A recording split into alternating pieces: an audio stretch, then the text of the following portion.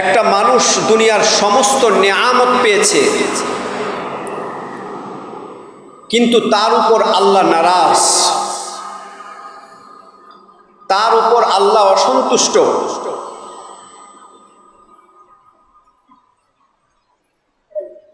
তো সে দুনিয়ার মধ্যে সবচেয়ে বড় নাকাম, সবচেয়ে বড় দুর্ভাগ্যবান। আর যে ব্যক্তি দুনিয়াতে হয়তো তার কিছুই নেই, মান সম্মান ধন দৌলত তার কিছুই নেই, তো আল্লাহ তার উপর রাজি, আল্লাহ তার উপর সন্তুষ্ট। সে দুনিয়ার মধ্যে সবচেয়ে ভাগ্যবান, সে দুনিয়ার মধ্যে সবচেয়ে সফল কাম, ঠিক কিনা? আল্লাহ যদি নারাজ হন, আল্লাহ যদি অসন্তুষ্ট থাকেন, তাহলে সবচেয়ে ক্ষতিগ্রস্ত তখন যখন আমরা আল্লাহর সামনে দাঁড়াবো, অর্থাৎ কিয়ামতের মাঠে, হাসরের ময়দানে।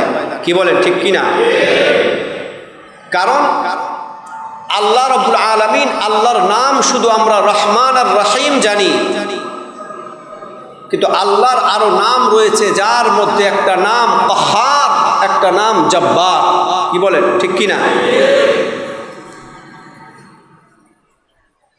আল্লাহ যদি নারাজ থাকেন, আল্লাহ যদি অসন্তুষ্ট থাকেন, তাহলে হাসরের ময়দানে যেই পরিস্থিতি আমার সামনে আসবে, সেই পরিস্থিতির মোকাবেলা করবার দুঃসাধ্য সেই দিন কেউ দেখাতে পারবে না। কি বলেন, ঠিক কিনা?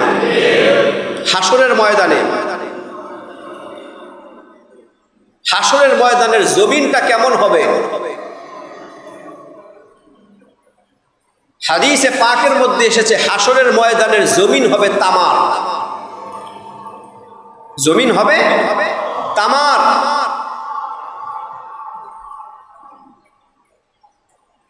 আর সূর্য হাসরবাসীর এই মাথার উপর অর্ধ বিগত মাথার উপরে আসে। আজকে দুনিয়া থেকে সূর্য কতটুকু দূরে? 15 কোটি কিলোমিটার। সূর্য দুনিয়া থেকে 15 কোটি কিলোমিটার দূরে। সূর্যের 11টা মুখ রয়েছে, সূর্যের 11টা মুখ রয়েছে, যেই মুখ দিয়ে সূর্যের তাপ ওই মুখ দিয়ে বের হয়। ওই 11টা মুখ উপরের দিকে রয়েছে, সূর্যের 11টা মুখই উপরের দিকে রয়েছে। এরপরেও দুনিয়াতে কত গরম! কি বলেন, ঠিক কিনা? দুনিয়াতে কত গরমের জন্য আমরা এসি লাগিয়েছি, এরপরেও দুনিয়াতে কত গরম। এমনকি আরবের মধ্যে কত গরম। মসজিদে হারামের মধ্যে একবার ঢুকলাম, এসে দেখে আমার জুতা নাই। আরো অন্যান্য অনেক জুতার আছে, কিন্তু আমার জুতাটা নাই, হারিয়ে গেছে। অন্যের জুতা পায়ে দিয়ে তো আসাও যায় না।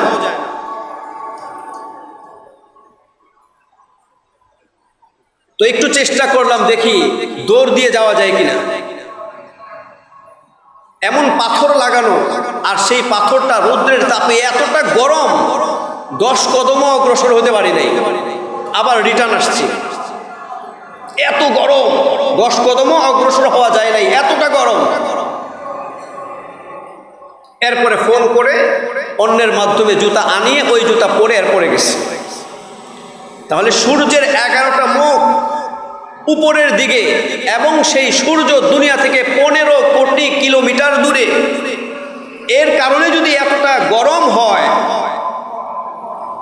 এতটা গরম হয়, যেই গরমের কারণে, যেই তাপের কারণে মানুষ 10 কদম অগ্রসর হওয়া যায় না। কিন্তু সেই দিন জুতা ছাড়া হাসরবাসী হাসরের ময়দানে তামার জমিনের উপরে এভাবে দাঁড়িয়ে থাকতে হবে। সূর্য হবে মানুষের অর্ধ হাত উপরে। কি এক অবস্থা হবে! ঘাম হতে থাকবে মানুষের, ঘাম হতে হতে বেশি ঘাম হলে, বেশি রক্ত প্রবাহিত হলে মানুষ হার্ট স্ট্রোক করে, হার্ট অ্যাটাক করে। কিন্তু সেখানে আর হার্ট স্ট্রোকের কোনো খবর নাই। মানুষের সেখানে হাসরের ময়দানে এমন এক অবস্থা হবে, সুম্মা লা ইয়ামুতু ফিহা ওয়া লা ইয়াহইয়া, সেদিকে মানুষ না মরতে পারবে না জীবিত থাকতে পারবে, এমন এক অবস্থা হবে। ঘাম হতে হতে হাসরবাসী ওই দিন ঘাম হতে হতে কেউ টাকনু পর্যন্ত ঘামের মধ্যে থাকবে, কেউ হাঁটু পর্যন্ত ঘামে থাকবে, কেউ এভাবে কোমর পর্যন্ত, কেউ বুক পর্যন্ত, এভাবে ঘামের মধ্যে তারা ডুবতে থাকবে। এমন এক কঠিন অবস্থা হবে। সেই দিন যদি আমার আল্লাহ আমার উপর নারাজ থাকে, আমার কি অবস্থা হবে? আল্লাহ সেই দিন যাদের উপর নারাজ হবে তাদের আমলনামা বাম হাতে দেওয়া হবে।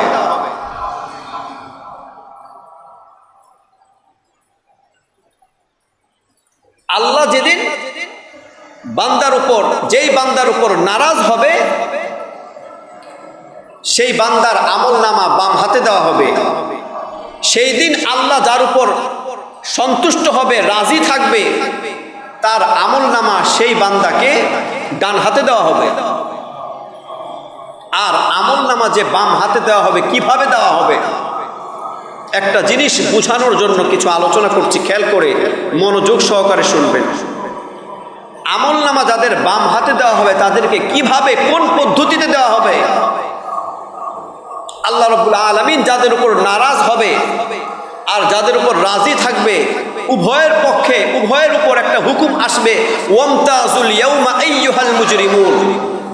হাসরের ময়দানে আল্লাহ রাব্বুল আলামিন বান্দাদেরকে উদ্দেশ্য করে একটা আদেশ দিবেন, ওয়ামতাজুল ইয়াউমা আইয়ুহাল মুজরিমুন, হে অপরাধীরা তোমরা আলাদা হয়ে যাও, নেককারদের কাছ থেকে তোমরা আলাদা হয়ে যাও।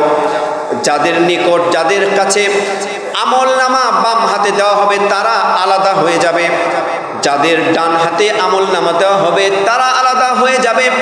আল্লাহ রাব্বুল আলামিন বাম হাতে যাদের আমলনামা দিবেন তাদেরকে সামনে আনবেন। আল্লাহর ফেরেশতাদেরকে ডাকা হবে, আল্লাহর ফেরেশতারা আসবে আল্লাহর হুকুমে।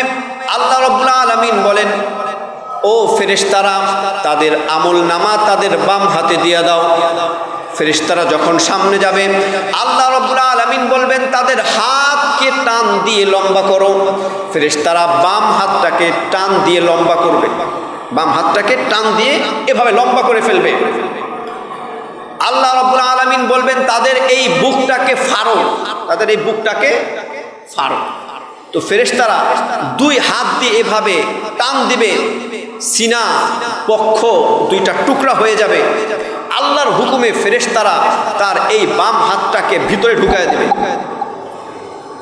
এই বুকের ভিতরে ঢুকিয়ে পিছন দিক দিয়ে বের করবে বাম হাতটাকে, যাদের আমলনামা বাম হাতে দেওয়া হবে। আল্লাহ কতটা রাগ হইলে, আল্লাহ কতটা অসন্তুষ্ট থাকলে, আল্লাহ কতটা গোসায় থাকলে এমনটা আদেশ দিতে পারেন।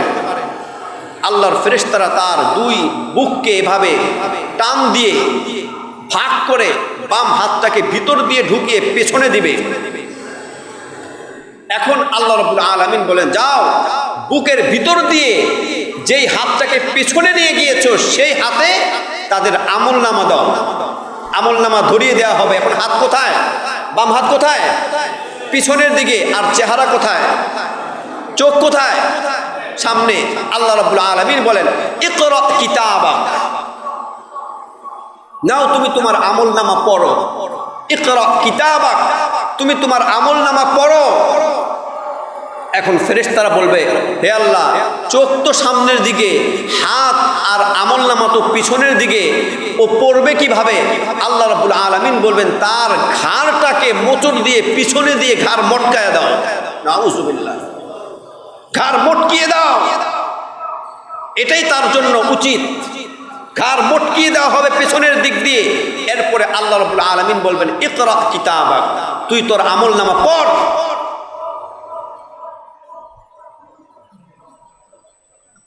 আল্লাহ কতটা অসন্তুষ্ট, সেই দিন আমার আল্লাহকে, আমার মালিককে সন্তুষ্ট করা লাগবে। কি বলেন, ঠিক কিনা? সেই দিন যদি আমার মালিককে আমি সন্তুষ্ট করতে চাই, সেখানে সন্তুষ্ট করব না দুনিয়াতে? সেখানে সন্তুষ্ট করার কোনো পথ আছে? সেখানে সন্তুষ্ট করবার কোনো পথ নাই। আল্লাহ রাব্বুল আলামিন এরপরে বলবেন, ওই বাম হাতে যাকে আমলনামা দেওয়া হলো, আল্লাহ রাব্বুল আলামিন বলবেন, হাঁট, চল সামনের দিকে। মানুষের চোখ যদি পিছনে থাকে, সামনে হাঁটতে পারে? সামনে হাঁটতে পারে? সামনে হাঁটতে পারে না। এখন ওই বান্দা, তার চোখ পিছনের দিকে, আল্লাহ বলবে, যাও তুমি সামনের দিকে হাঁটো, হেঁটে জাহান্নামের দিকে যাও, পুলসিরাতের দিকে যাও।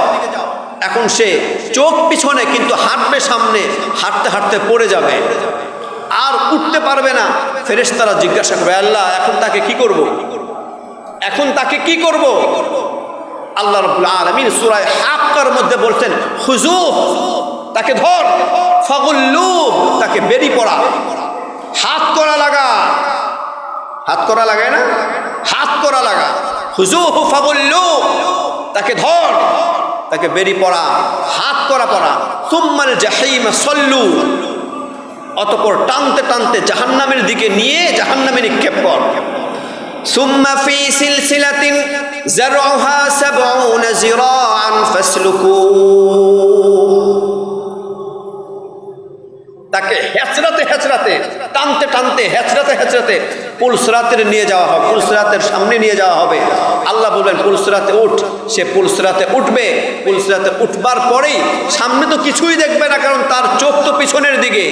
পুলসিরাত থেকে পার হয়ে পুলসিরাতের মধ্যে উঠা মাত্রই সে জাহান্নামের মধ্যে নিক্ষেপ হবে, জাহান্নামের মধ্যে নিক্ষিপ্ত হবে। এই যে তার উপর এত আযাব, এর কারণ কি একটু পরে বলবো, কারণটা একটু পরে বলছি। এই যে আল্লাহ কিয়ামতের ময়দানে নারাজ হবেন, আল্লাহ কিয়ামতের ময়দানে অসন্তুষ্ট থাকবেন, আল্লাহ কিয়ামতের ময়দানে রাগান্বিত থাকবেন। আমি আপনি সকলেই চাই কিয়ামতের ময়দানে যেন আল্লাহ আমার উপর সন্তুষ্ট থাকেন। কি বলেন, ঠিক কিনা? আমরা কেউ চাই না কিয়ামতের ময়দানে আল্লাহ আমার উপর নারাজ থাকুক। আমরা সকলেই চাই আল্লাহ কিয়ামতের ময়দানে আমার উপর সন্তুষ্ট থাকুক। ঠিক কিনা বে ঠিক?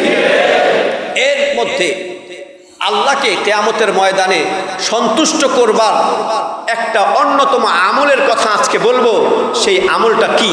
আল্লাহর নবী সাল্লাল্লাহু আলাইহি ওয়াসাল্লাম বলেন, আস-সাদাকাতু তুতফিউ গাদাবার রব, আস-সাদাকাতু তুতফিউ গাদাবার রব। কিয়ামতের ময়দানে আল্লাহকে সন্তুষ্ট করবার অন্যতম একটা আমল হচ্ছে দান সদকা করা। বলে সুবহানাল্লাহ। ওই কিয়ামতের হাসরের ময়দানে এমন কঠিন পরিস্থিতি থেকে বাঁচবার জন্য অন্যতম একটা আমল হচ্ছে আল্লাহর রাস্তায় দান সদকা করা। এই জন্য আল্লাহ রাব্বুল আলামিন বলেন, এই যে তাকে জাহান্নামের মধ্যে নিক্ষেপ করা হলো, এর পরের আয়াতেই আল্লাহ রাব্বুল আলামিন এর কারণ বলেন, ওয়ালা ইয়াহুদ্দু আলা তাআমিল মিসকিন সুম্মা ফি সিলসিলাতিন যারউহা ৭০ যিরাআন ফাসলুকু ইন্নাহু কানা লা ইউমিনু বিল্লাহিল আযীম। তারা আল্লাহর উপর পরিপূর্ণ বিশ্বাস রাখতো না। ওয়ালা ইয়াহুদ্দু আলা তাআমিল মিসকিন, গরিব দুঃখী এতিম মিসকিন, এমনকি আল্লাহর রাস্তায় তারা দান সদকা করতো না। এই অপরাধে তাদেরকে এভাবে জাহান্নামে নিক্ষেপ করা হলো।